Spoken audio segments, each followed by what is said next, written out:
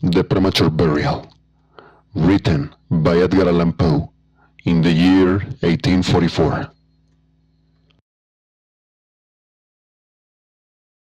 There are certain themes of which the interest is all-absorbing, but which are too entirely horrible for the purposes of legitimate fiction.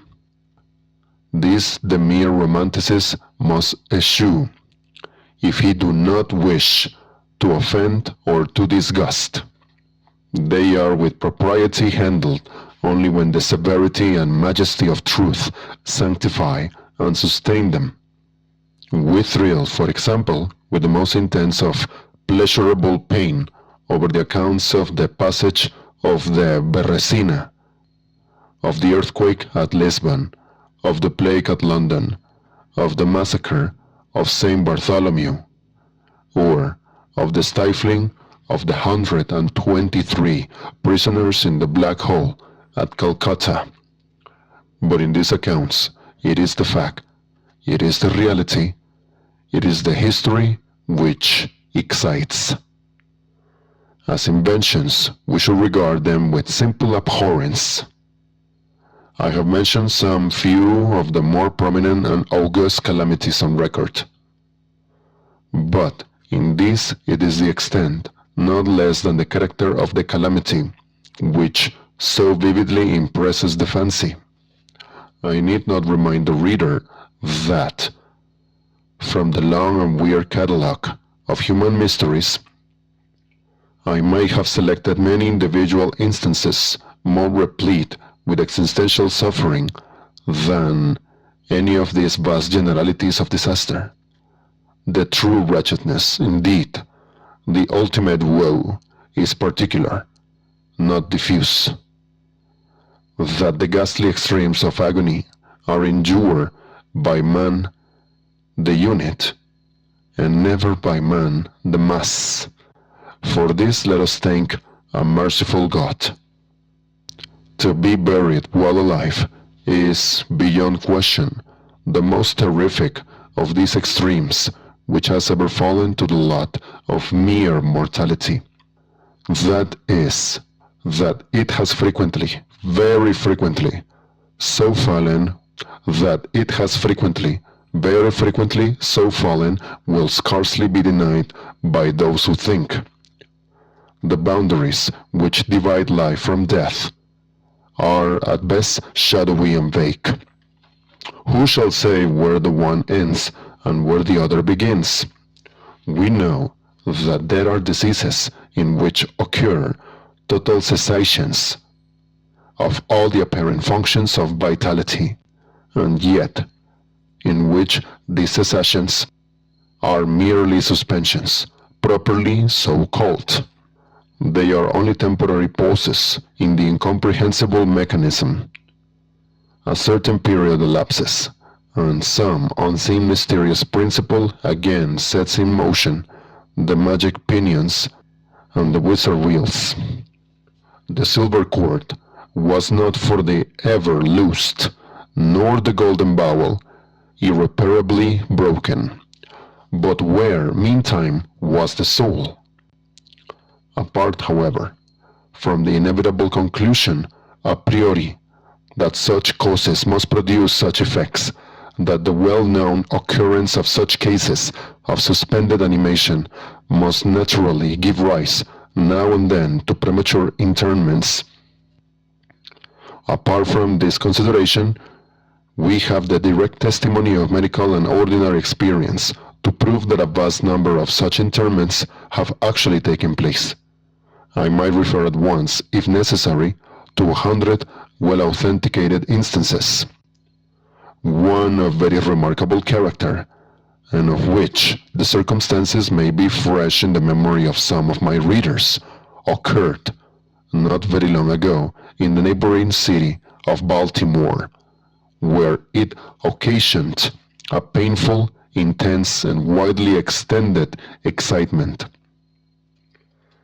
The wife of one of the most respectable citizens, a lawyer of eminence and a member of Congress, was seized with a sudden and unaccountable illness. which completely baffled the skill of her physicians. After much suffering, she died, or was supposed to die. No one suspected, indeed, or had reason to suspect, that she was not actually dead. She presented all the ordinary appearances of death. The face assumed the usual pinched and sunken outline. The lips were of the usual marble pallor. The eyes were lustreless. There was no warmth. Pulsation had ceased.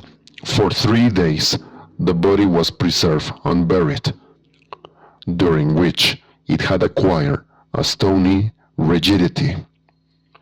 The funeral, in short, was hastened on account of the rapid advance of what was supposed to be decomposition. The lady was deposited in her family vault, which, for 3 subsequent years, was undisturbed. At the expiration of this term, it was opened for the reception of a sarcophagus. But alas, how fearful a shock awaited the husband, who personally threw open the door. As its portal swung outwardly back, some white-opal object fell rattling within his arms. It was the skeleton of his wife in her yet unmolded shroud. A careful investigation rendered it evident that she had revived within 2 days after her entombment, that her struggles within the coffin had caused it to fall from a ledge or shelf to the floor, where it was so broken as to permit her escape. A lamp, which had been accidentally left full of oil within the tomb, was found empty. It might have been exhausted, however, by evaporation. On the uttermost of the steps which led down into the dread chamber was a large fragment of the coffin, with which it seemed that she had endeavored to arrest attention by striking the iron door. While thus occupied, she probably swooned or possibly died through sheer terror, and, in failing, her shroud became entangled in some ironwork which projected interiorly.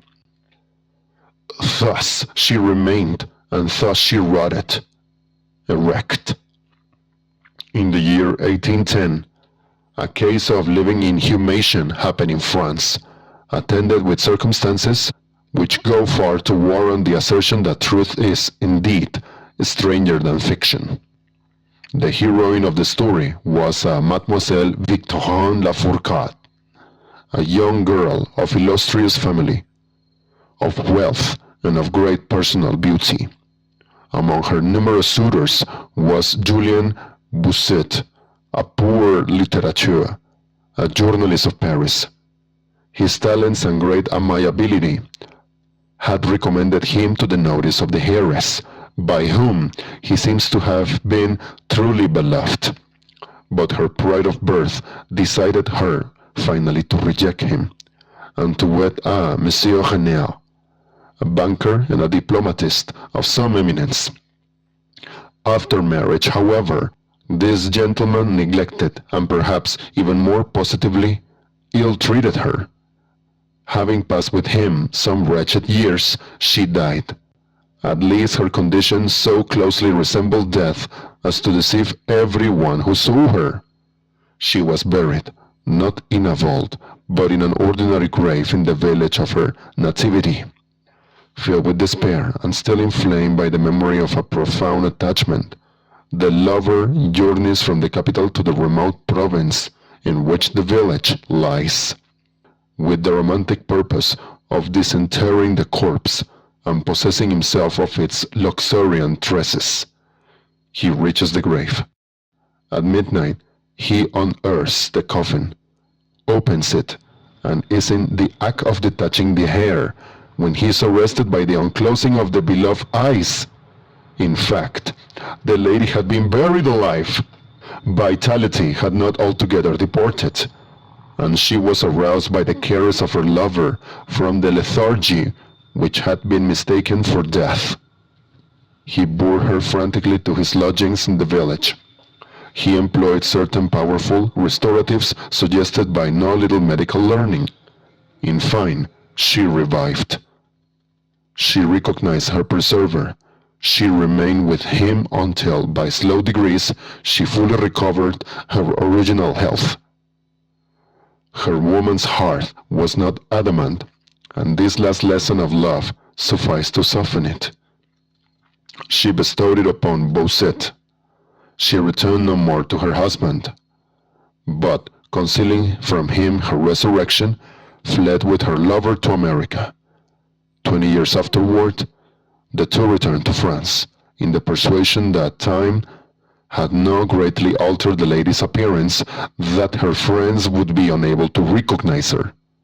They were mistaken, however, for, at the first meeting, Monsieur Hanel did actually recognize and made claim to his wife. This claim she resisted, and a judicial tribunal sustained her in her resistance, deciding that the peculiar circumstances, with the long lapse of years, had extinguished, not only equitably, but legally, the authority of the husband. The Chirurgical Journal of Leipzig, a periodical of high authority and merit, which some American bookseller would do well to translate and republish, records in a late number a very distressing event of the character in question. An officer of artillery, a man of gigantic stature and of robust health, being thrown from an unmanageable horse, received a very severe contusion upon the head, which rendered him insensible at once. The skull was slightly fractured, but no immediate danger was apprehended. Trepanning was accomplished successfully.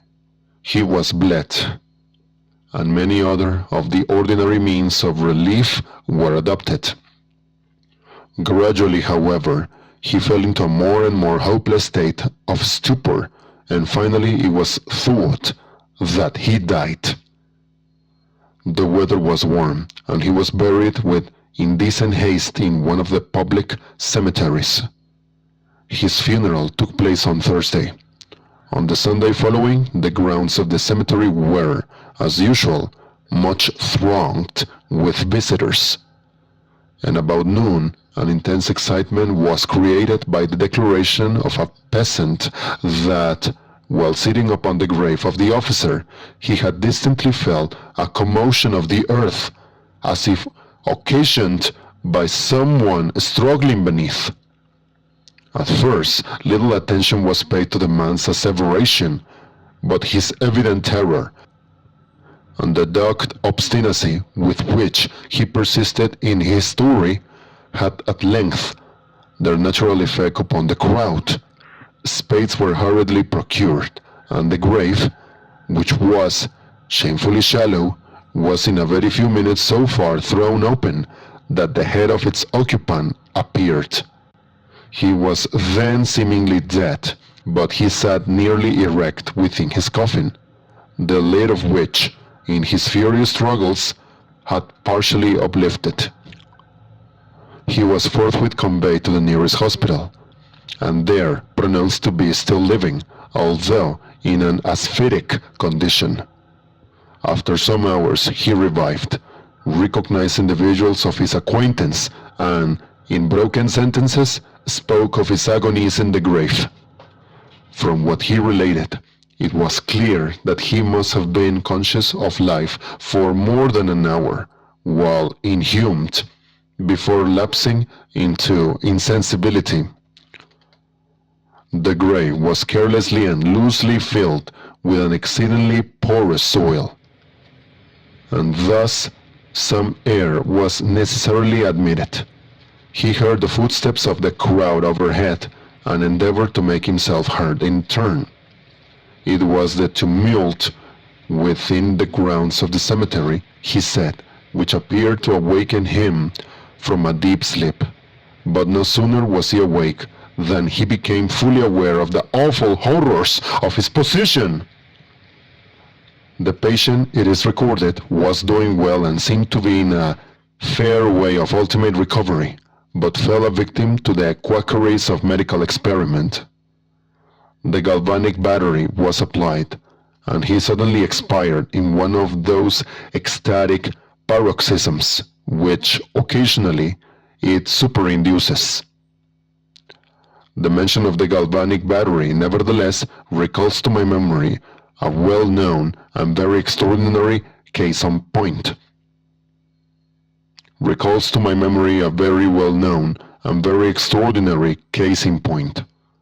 where its action proved the means of restoring to animation a young attorney of London who had been interred for 2 days. This occurred in 1831, and created at the time a very profound sensation wherever it was made the subject of converse. The patient, Mr. Edward Stapleton, had died, apparently of typhus fever, accompanied with some anomalous symptoms, which had excited the curiosity of his medical attendants. Upon his seeming decease, his friends were requested to sanction a post-mortem examination, but declined to permit it. As often happens, when such refusals are made, the practitioners resolved to disinter the body and dissect it at leisure, in private. Arrangements were easily effected with some of the numerous corps of body snatchers, with which London abounds, and upon the third night after the funeral, the supposed corpse was unearthed from a grave 8 feet deep and deposited in the opening chamber of one of the private hospitals. An incision of some extent had been actually made in the abdomen, when the fresh and undecayed appearance of the subject suggested an application of the battery. One experiment succeeded another, and the customary effects supervened, with nothing to characterize them in any respect, except, upon 1 or 2 occasions, a more ordinary degree of lifelikeness in the convulsive action. It grew late, the day was about to dawn, but it was thought expedient, at length, to proceed at once to the dissection. A student, however, was especially desirous of testing a theory of his own, and insisted upon applying the battery to one of the pectoral muscles. A rough gash was made, and a wire hastily brought in contact, when the patient, with a hurried but quite unconvulsive movement, arose from the table, stepped into the middle of the floor, gazed about him uneasily for a few seconds, and then spoke. What he said was unintelligible, but words were uttered.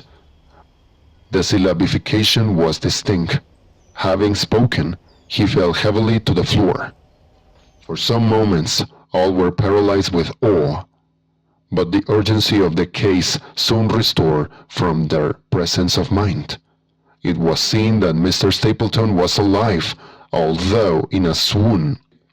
Upon exhibition of ether, he revived and was rapidly restored to health, and to the society of his friends, from whom, however, all knowledge of his resuscitation was withheld, until a relapse was no longer to be apprehended. Their wonder, their rapturous astonishment, may be conceived. The most thrilling peculiarity of this incident, nevertheless, is involved in what Mr. S. himself asserts. He declares at no period was he altogether insensible, that dully and confusedly he was aware of everything which happened to him, from the moment in which he was pronounced dead by his physicians, to that in which he fell swooning to the floor of the hospital. "I'm alive!" were the uncomprehended words which, upon recognizing the locality of the dissecting room, he had endeavored in his extremity to utter. It were an easy matter to multiply such histories as these, but I forbear, for indeed we have no need of such to establish the fact that premature interments occur. When we deflect how very rarely from the nature of the case we have it in our power to detect them, we must admit that they may frequently occur without our cognizance. Scarcely, in truth, is a graveyard ever encroached upon for any purpose to any great extent, that skeletons are not found in postures which suggest the most fearful of suspicions. Fearful indeed the suspicion, but more fearful the doom. It may be asserted without hesitation that no event is so terribly well adapted to inspire the supremeness of bodily and of mental distress as is burial before death. The unendurable oppression of the lungs, the stifling flumes of the damp earth, the clinging to the death garments, the rigid embrace of the narrow house, the blackness of the absolute night, the silence like a sea that overwhelms, the unseen but palpable presence of the conqueror one. These things, with the thoughts of the air and grass above, with memory of dear friends who would fly to save us if but informed of our fate, and with consciousness that of this fate they can never be informed, that our hopeless portion is that of the really dead. These considerations, I say, carry into the heart, which still palpitates, a degree of appalling and intolerable horror, from which the most daring imagination must recoil. We know of nothing so agonizing upon earth. We can dream of nothing half so hideous in the realms of the nethermost hell. And thus, all the narratives upon this topic have an interest profound, an interest nevertheless, which, through the sacred awe of the topic itself, very properly and very peculiarly depends upon our conviction of the truth of the matter narrated. What I have now to tell is of my own actual knowledge, of my own positive and personal experience. For several years, I have been subject to attacks of the singular disorder which physicians have agreed to call catalepsy, in the fall of a more definite title. Although both the immediate and the predisposing causes, and even the actual diagnosis of this disease are still mysterious, its obvious and apparent character is sufficiently well understood. Its variations seem to be chiefly of degree. Sometimes the patient lies, for a day only, or even for a shorter period, in a series of exaggerated lethargy. He is senseless and extremely motionless, but the pulsation of the heart is still faintly perceptible. Some traces of warmth remain. A slight color lingers within the center of the cheek.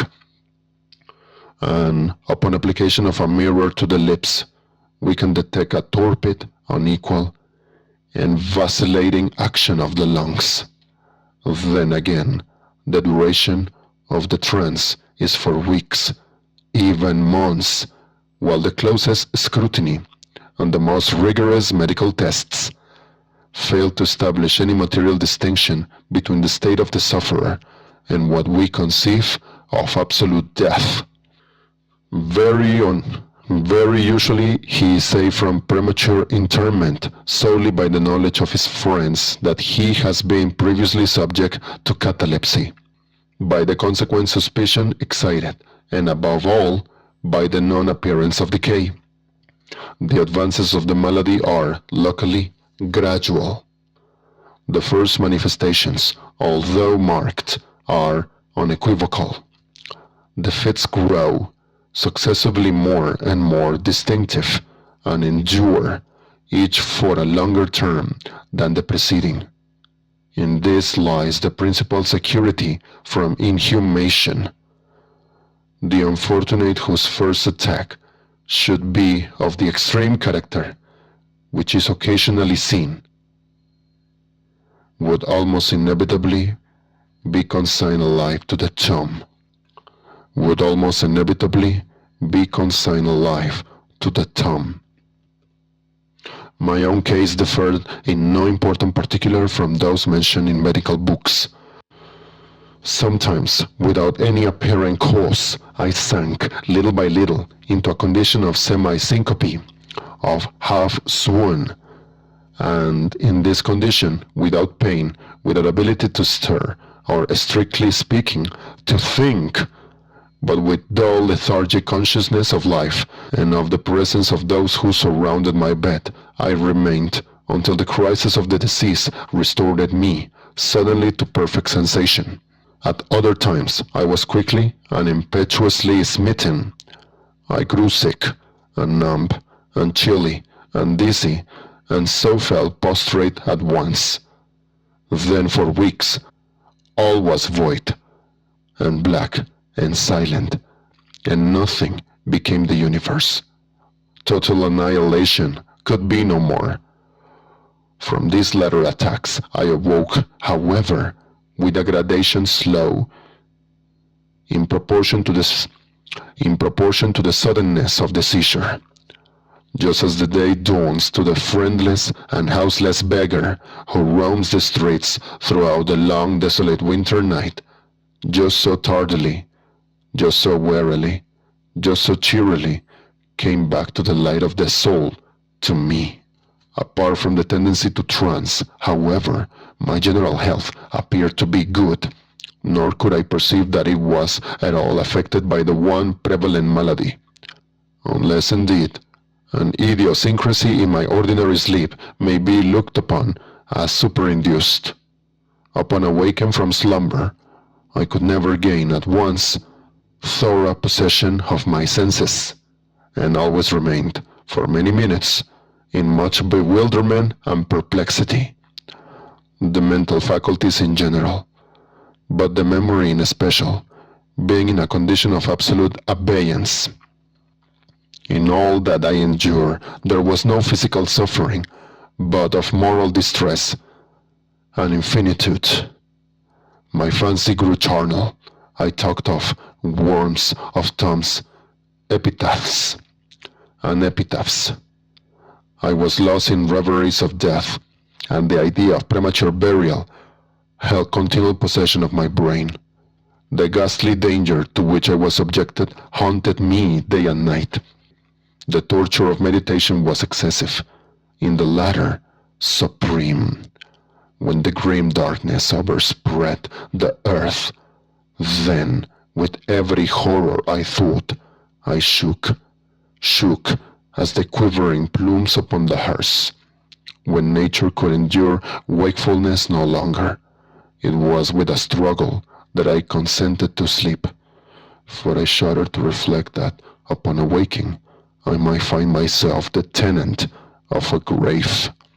And when finally I sank into slumber, it was only to rush at once into a world of phantasms, above which, with vast, sable, overshadowing wing, hovered predominant the one sepulchral idea.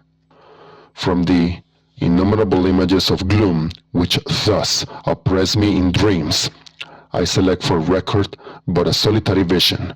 Methought I was immersed in a cataplegic trance of more than usual duration and profundity.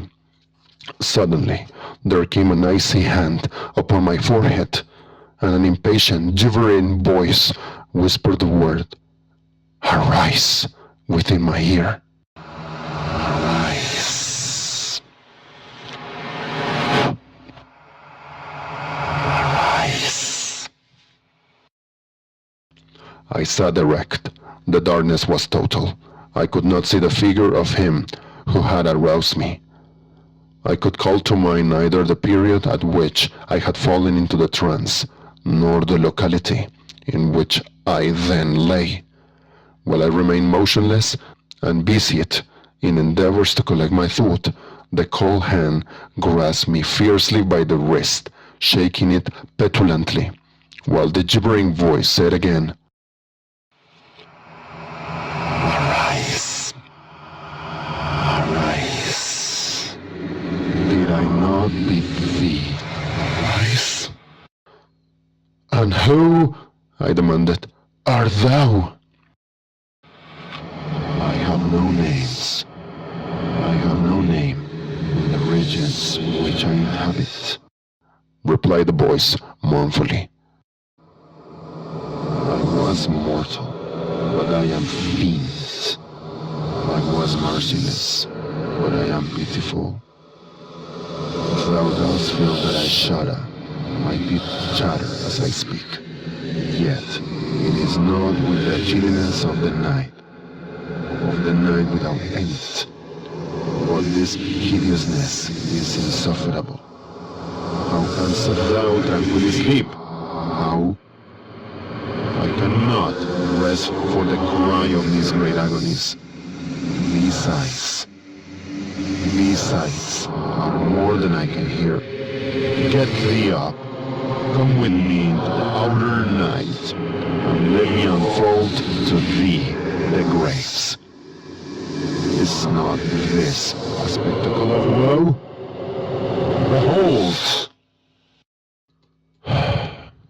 I looked, and the unseen figure which still grasped me by the wrist had caused to be thrown open the graves of all mankind, and from each issued the faint phosphoric radiance of decay, so that I could see into the innermost recesses, and there view the shrouded bodies in their sad and solemn slumbers with the worm. But alas, the real sleepers were fewer, by many millions, than those who slumbered not at all. And there was a feeble struggling, and there was a general sad unrest. And from the depths of the countless pits there came a melancholy rustling from the garments of the buried, and of those who seemed tranquilly to repose. I saw that a vast number had changed, in a greater or less degree, the rigid and uneasy position in which they had originally been entombed. And the voice again said to me as I gazed, "Is it not, oh, is it not a pitiful sight? Is it not, oh, is it not a pitiful sight? Is it not, oh, is it not a pitiful sight?" But before I could find words to reply, the figure had ceased to grasp my wrist. The phosphoric lights expired, and the graves were closed with a sudden violence, while from out them arose a tumult of despairing cries, saying again, "Is it not, oh God, is it not a very pitiful sight? Is it not, oh God, is it not a very pitiful sight? Is it not, oh God, is it not a very pitiful sight?" Fantasies such as these, presenting themselves at night, extended their terrific influence far into my waking hours. My nerves became thoroughly unstrung, and I fell prey to perpetual horror. I hesitated to ride, or to walk, or to indulge in any exercise that would carry me from home. In fact, I no longer dared trust myself out of the immediate presence of those who were aware of my proneness to catalepsy, lest, falling into one of my usual fits, I should be buried before my real condition could be ascertained. I doubted the care, the fidelity of my dearest friends. I dreaded that, in some trance of more than customary duration, they might be prevailed upon to regard me as irrecoverable. I even went so far as to fear that, as I occasioned much trouble, they might be glad to consider any very protracted attack as sufficient excuse for getting rid of me altogether. It was in vain they endeavored to reassure me by the most solemn promises. I exalted the most sacred oaths, that under no circumstances they would bury me until decomposition had so materially advanced as to render further preservation impossible. And even then, my mortal terrors would listen to no reason, would accept no consolation. I entered into a series of elaborate precautions. Among other things, I had the family vault so remodeled as to admit of being readily opened from within. The slightest pressure upon a long lever had extended far into the tomb would cause the iron portal to fly back. There were arrangements also for the free admission of air and light, and convenient receptacles for food and water, within immediate reach of the coffin intended for my reception. This coffin was warmly and softly padded, and was provided with a lid, fashioned upon the principle of the vault door, with the addition of springs so contrived that the feeblest movement of the body would be sufficient to set it all liberty. Besides all this, there was suspended from the roof of the tomb a large bell, the rope of which, it was designed, should extend through a hole in the coffin, and so be fastened to one of the hands of the corpse. But, alas, what avails the vigilance against the destiny of man? Not even these well-contrived securities suffice to save from the uttermost agonies of living inhumation a wretch to these agonies foredoomed. There arrived an epoch, as often before there had arrived, in which I found myself emerging from total unconsciousness into the first feeble and indefinite sense of existence. Slowly, with a tortuous gradation, approached the faint grey dawn of the cycle year, a torpid uneasiness, an apathetic endurance of dull pain, no care, no hope, no effort. Then, after a long interval, a ringing in the ears. Then, after a lapse still longer, a prickling or tingling sensation in the extremities. Then, a seemingly eternal period of pleasurable quiescence, during which the awakening feelings are struggling into thought.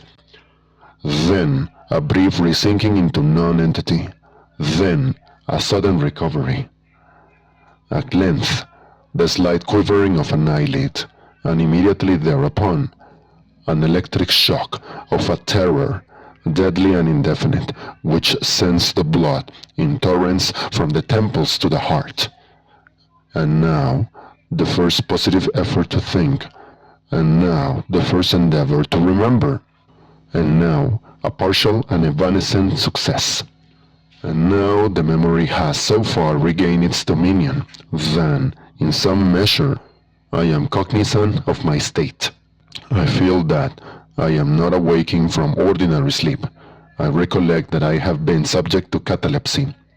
I am now at last, as if by the rush of an ocean, my shuddering spirit is overwhelmed by the one grim danger, by the one spectral and ever-prevalent idea. For some minutes after this fancy possessed me, I remained without motion. And why? I could not summon courage to move. I dare not make the effort, which was to satisfy me of my fate. For some minutes after this fancy possessed me, I remained without motion. And why? I could not summon courage to move.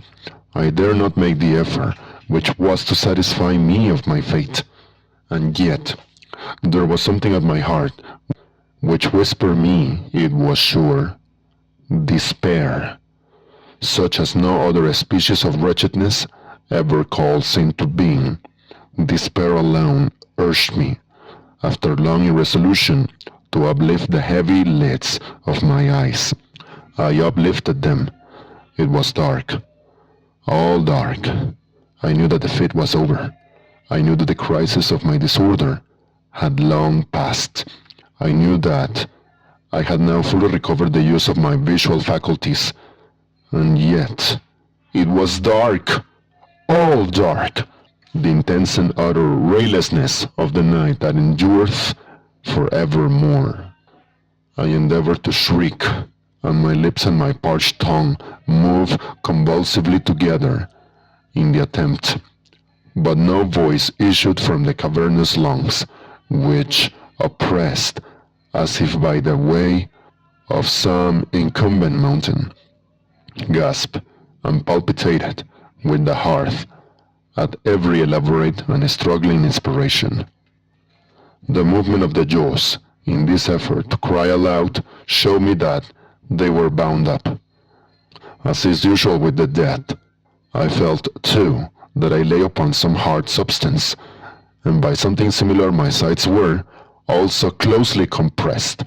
So far, I had not ventured to stir any of my limbs, but now I violently threw up my arms, which had been lying at length, with the wrists crossed. They struck a solid wooden substance, which extended above my person at an elevation of not more than 6 inches from my face. I could no longer doubt that I reposed within a coffin at last. And now, amid all my infinite miseries, came sweetly the care of hope. For I thought of my precautions. I writhed. I made spasmodic exertions to force open the lid. It would not move. I felt my wrists for the bell rope. It was not to be found. And now the comforter fled forever, and a still sterner despair reigned triumphant. For I could not help perceiving the absence of the paddings which I had so carefully prepared.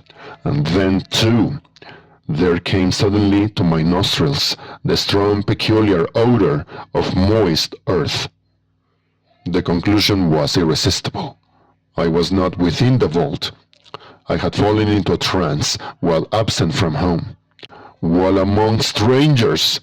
When or how, I could not remember. And it was they who had buried me as a dog, nailed up in some common coffin, and thrust deep, deep, and forever into some ordinary and nameless grave. As this awful conviction forced itself thus into the innermost chambers of my soul, I once again struggled to cry aloud, and in this second endeavor I succeeded. A long, wild, and continuous shriek, a yell of agony, resounded through the realms of the subterranean night. "Hello! Hello! Hello there! Hello! Hello!" said a gruff voice in reply. "What the devil's the matter now?" said a second. "Oh, get out of that," said a third. "What do you mean by yowling in that ear kind of style, like a catamount?" said a fourth. And hereupon I was seized and shaken without ceremony for several minutes by a junto of very rough-looking individuals. They did not arouse me from my slumber, for I was wide awake when I screamed, but they restored me to the full possession of my memory. This adventure occurred near Richmond in Virginia. Accompanied by a friend, I had proceeded upon a gunning expedition some miles down the banks of the James River. Night approached, and we were overtaken by a storm. The cabin of a small sloop lying at anchor in the stream, and laden with garden malt, afforded us the only available shelter. We made the best of it, and passed the night on board, slept in one of the only 2 berths in the vessel, and the berths of a sloop of 60 or 20 tons need scarcely be described.